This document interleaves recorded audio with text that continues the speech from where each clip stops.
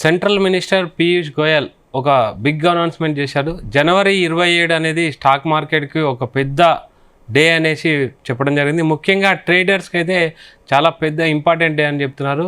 Mother of all deals అనే ఒక statement చేయడం జరిగింది. సో ఇదొక స్టేట్మెంట్తోనైతే మొత్తం stock market, Indian stock market focus అంతా అయితే జనవరి 27 పైన అయితే ప్రజెంట్ చర్చ నడుస్తుంది. ముఖ్యంగా జనవరి 27 రోజు ఏం జరుగుతుంది అంటే ఈయూకి సంఘం అంటే యూరప్ కంట్రీస్ యొక్క ట్రేడ్ డీల్ ఆ రోజు ఖరారయ్యే అవకాశం ఉంది.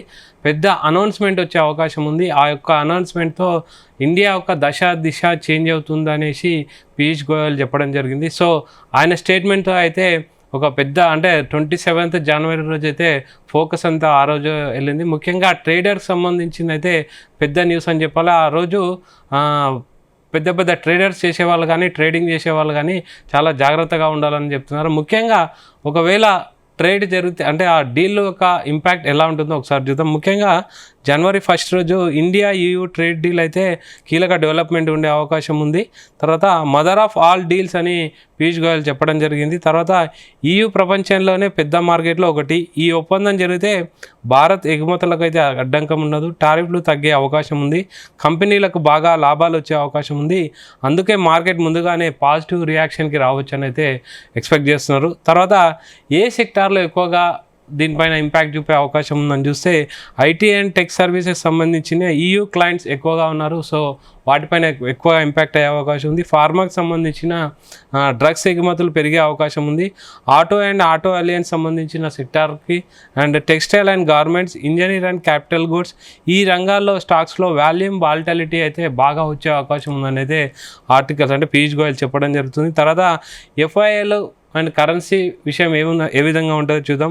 ఫారెన్ ఇన్వెస్టర్లు అయితే నమ్మకం పెరుగుతుంది. FIIలు అయితే మరింతగా వచ్చే అవకాశం ఉంది.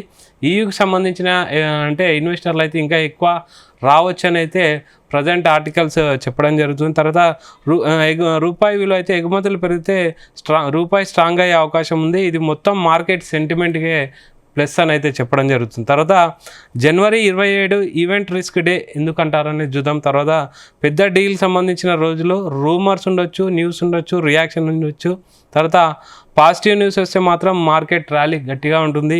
డిలే నెగిటివ్ కామెంట్స్ వస్తే మాత్రం ప్రాఫిట్ బుకింగ్. అందుకోసమే ట్రేడర్లకు చాలా పెద్ద హై డే అని చెప్పడం జరుగుతుంది పీయూష్ గోయల్ గారు. తర్వాత high day, high alert day అని కాషన్ ఇవ్వడం జరుగుతుంది. ఇన్వెస్టర్లు ఏం చేయాలి అంటే షార్ట్ టర్మ్ ట్రేడర్లు స్టాప్ లాస్ తప్పనిసరిగా ఉంచుకోవాలి. లాంగ్ టర్మ్ ఇన్వెస్టర్లు quality, export and oriented stocks పైన దృష్టి పెట్టాలని ఖచ్చితంగా చెప్పడం జరుగుతుంది ఎక్స్పర్ట్స్. ప్యానిక్ లేదా ఓవర్ ఎగ్జైట్మెంట్ చేయకుండా ట్రేడింగ్ చేసేటప్పుడు మాత్రం స్టాప్ లాస్ తప్పనిసరిగా ఉండాలి. న్యూస్ కన్ఫర్మేషన్ వచ్చిన తర్వాతనే అంటే మనం పొజిషన్ తీసుకోవాలి. అంటే ప్రైమ్స్ తీసుకుంటే పొజిషన్ తీసుకుంటే బెటర్ అని అయితే చెప్పడం జరుగుతుంది. ఓవరాల్గా ఇండియా తర్వాత EU అనే డీల్ అనేది ఒక్క సంతకం కాదు, భారత స్టాక్ మార్కెట్ భవిష్యత్తునే ఒక సిగ్నల్ అంటే ఒక దిశను మార్చే సిగ్నల్ అయితే చెప్తున్నాం. ముఖ్యంగా ట్రేడర్స్ అయితే ఆ రోజు చాలా ఇంపార్టెంట్, చాలా వాలిటాలిటీ ఉంటుంది. మీరు తీసుకునే పొజిషన్స్, ట్రెండ్స్ కానీ చాలా జాగ్రత్తగా తీసుకోండి.